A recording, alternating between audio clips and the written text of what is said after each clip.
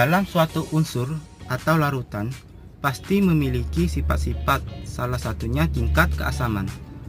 Unsur atau larutan pasti memiliki salah satu dari tiga sifat ini, yaitu asam, basa, atau netral. Untuk mengetahui sifatnya, ada satuan yang disebut pH, di mana pH memiliki nilai 1 sampai 14. Jika larutan memiliki nilai pH kurang dari 7, maka bersifat asam, dan lebih dari 7 bersifat basa. Jika larutan bernilai 7, maka memiliki sifat netral.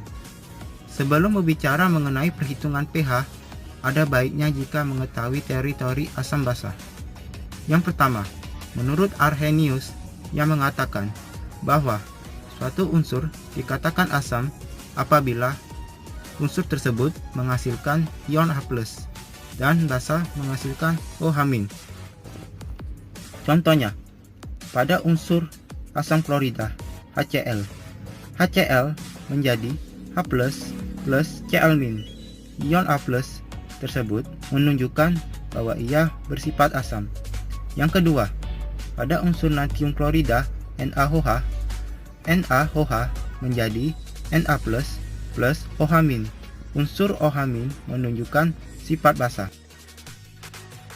Teori yang kedua digagas oleh Brons-Lowry. Menurutnya, asam adalah zat atau senyawa yang mendonorkan proton H+, sedangkan basa yang menerima proton H+. Teori ini biasa dikenal dengan teori asam basa konjugasi. Teori yang ketiga, asam basa Lewis. Menurut Lewis, asam adalah zat atau senyawa yang dapat menerima pasangan elektron bebas dari zat atau senyawa lain dan membentuk ikatan baru. Sedangkan basa itu yang mendonorkan pasangan elektron bebas, seperti pada gambar. Asam dan basa itu memiliki dua jenis karakter, yaitu kuat dan lemah. Untuk mengetahui karakternya, ada alat-alat ukur yang digunakan di antaranya kertas lakmus dan pH meter. Kertas lakmus digunakan dengan cara dicelupkan langsung ke larutan. Apabila kertas lakmus merah berubah menjadi biru, maka larutan tersebut bersifat basa. Dan apabila berubah menjadi merah, maka larutan tersebut bersifat asam. Begitu pula dengan lakmus biru. pH meter digunakan dengan cara dicelupkan langsung lalu tunggu beberapa detik.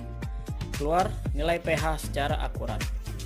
Selain dari dua alat itu, ada cara perhitungan manual untuk menentukan pH.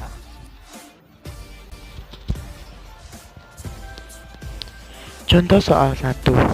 Tentukan pH larutan yang memiliki konsentrasi ion H+ sebesar 10⁻⁻⁴.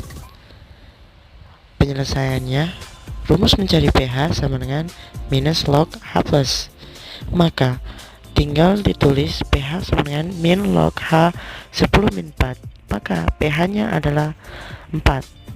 Jadi pH larutan tersebut sama dengan 4. Rumus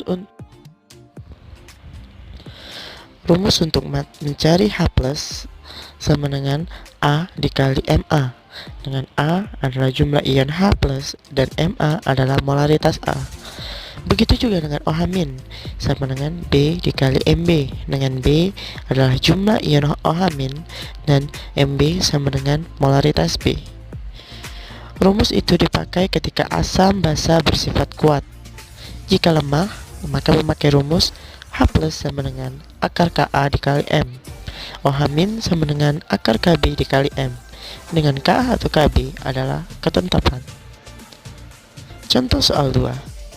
Jika Kb sama dengan 2 kali 10⁻⁻⁵, maka pH larutan NH3 0,2 molar adalah, tinggal substitusikan ke rumus dan didapat bahwa POH sama dengan 3 min log 2.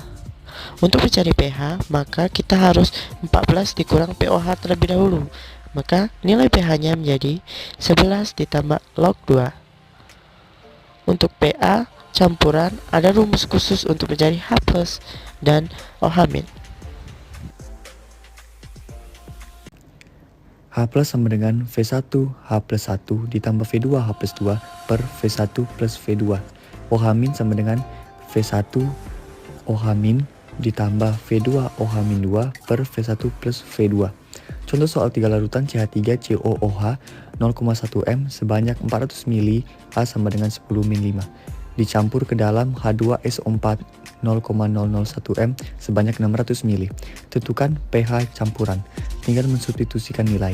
Maka dilihat pada gambar, H plus sama dengan 1,6 dikali 10 pangkat min 3 M. Maka pH sama dengan min log H plus sama dengan 3 log 6. Contoh soal 4. Dalam sebuah wadah terdapat 400 ml larutan NH3. 0,1 dengan alfa sama dengan 1%.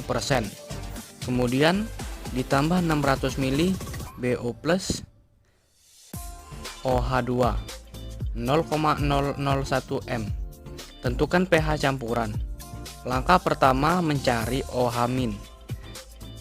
Setelah mendapatkan hasilnya, yaitu 1,6 kali 10 pangkat min 3 M, maka pH sama dengan 14 dikurang log 1,6 sama dengan 14 dikurang 2,796 sama dengan 11,204. Sekian video dari kami. Thanks for watching.